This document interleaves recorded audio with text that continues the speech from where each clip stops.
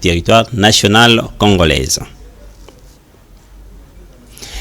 Face aux décisions prises à l'Assemblée générale extraordinaire, l'association de professeurs de l'Université de Kinshasa, tenue au mois de juillet de l'année en cours, sanctionnant par le déclenchement d'une grève sèche au sein de cette institution universitaire, le recteur Jean-Marie Kaimbe n'a pas manqué de donner de la lumière autour de cette question sur les activités académiques qui doivent se poursuivre normalement. Il l'a dit dans une interview accordée à Télé 7. Suivez.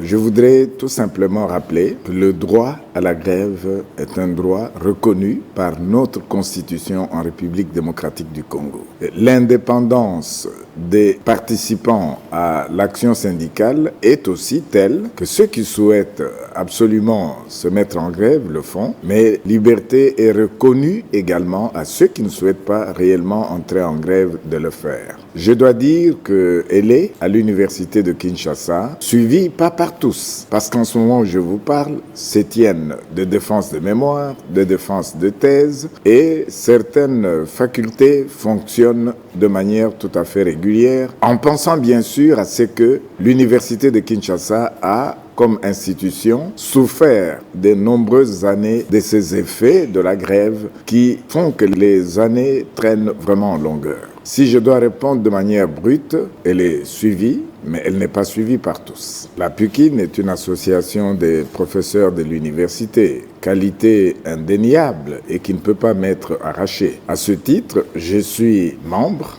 de la PUKIN, mais je suis aussi animateur de l'institution. Il a plu à son Excellence, Monsieur le ministre de l'Enseignement supérieur, de nous donner cette lourde responsabilité que nous tenons quand même à accomplir pour le mieux de notre institution qui n'a que trop souffert. Regardez le niveau atteint aujourd'hui par cette fille aînée de l'enseignement supérieur et universitaire. Ce ne sont sûrement pas les efforts d'un seul individu qui lui permettront de retrouver ses lettres de noblesse, mais c'est ensemble, avec des personnes animées réellement d'un sentiment d'amour, de cohésion, et de vouloir relever ensemble les innombrables défis auxquels nous devons faire face, que nous y arriverons.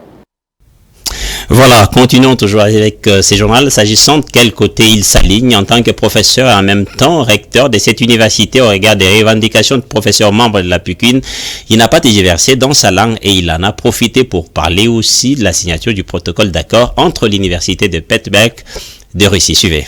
Là, je dois vous dire que ça rentre totalement dans l'émission nous assignée déjà par notre plan stratégique et la vision que nous avons de cette institution. Les défis sont certes énormes, notamment celui de la numérisation, celui de la gestion de toutes nos archives.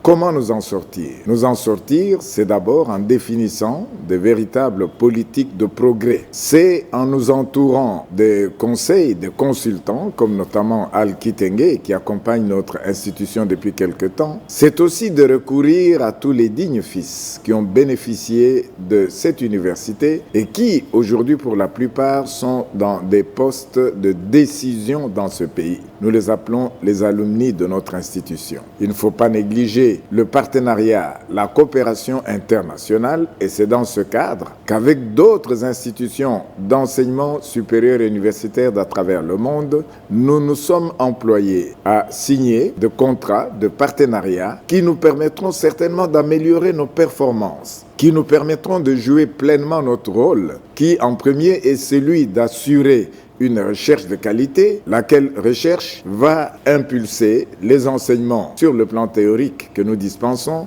mais surtout la transformation de la cité. Nous avons accueilli ici le recteur et le vice-recteur de l'université de Saint-Pétersbourg en Russie. Cette université est spécialisée en météorologie, mais aussi en hydrologie, les sciences de l'eau. Nous qui sommes un pays solution, le chef de l'État l'a dit, nous devons le suivre, surtout en ce qui concerne le changement climatique. Nous le sommes essentiellement parce que nous sommes naturellement dotés d'une forêt équatoriale que plus d'un nous envie et nous avons des cours d'eau partout. Nous devons donc apprendre à gérer au plus haut niveau cette forêt et cette eau.